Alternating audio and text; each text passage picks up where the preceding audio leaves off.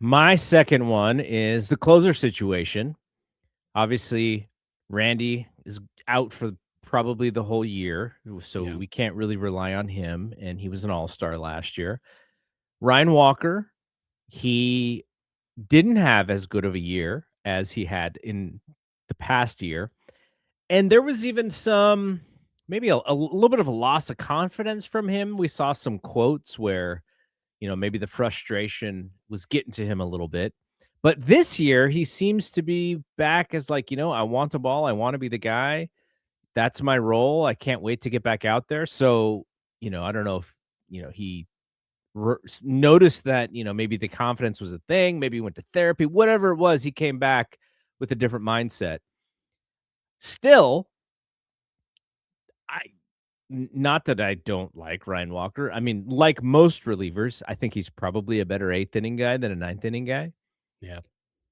But at this point, he's probably the best guy that they have. Now they also have Eric Miller coming in from the left side, who he got hurt, so you can't really rely on him. And then we saw on the non-roster invitee list a guy who we're kind of hopeful for, and then got hurt, and we didn't know what was going on with him. The Giants unprotected him in the Rule 5. He did not get drafted. I think I was I went to San Jose to see his first start, his first professional start. Will Bednar, he is in spring training, and they have turned him into a reliever. He is following in his brother's footsteps, and I'm kind of interested in what he could bring. What he can, can he come in the ninth inning and just throw gas, like absolute gas, not having to worry about pacing himself and going into the fifth and sixth inning? That is intriguing to me. But some of my intrigue is also like, I have no idea who's going to be in this bullpen. So it's not like the options are like, there's not like a ton of guys, right? Like, you're like, oh man, if this person fails, then, just throw this guy who throws 98.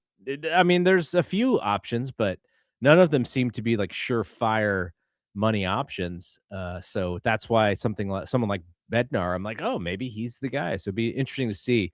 I would imagine that Walker comes out of camp as the closer. He's got the most experience doing it, but I'm interested to see what they do there. I don't imagine Bednar makes the team, but a good showing would put him back on the radar, which is what I want to see.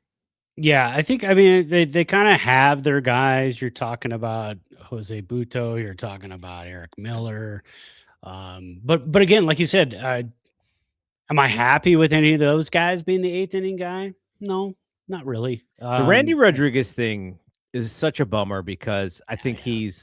he would have been the guy. Like, they would have really featured him as the guy. They would have prepared him to be the guy. But Yeah. yeah, so That did hurt. That threw everything off. 2027 is gonna the bullpen's gonna look a little bit better just because he's gonna be back, possibly the end of 2026. We don't know. He's, starting his throwing program in March. So, there's a possibility we see him at the end of the year. He's not gonna be the same guy this year. But then with another off-season throwing program, we, certainly hopefully get somewhat of the same guy back.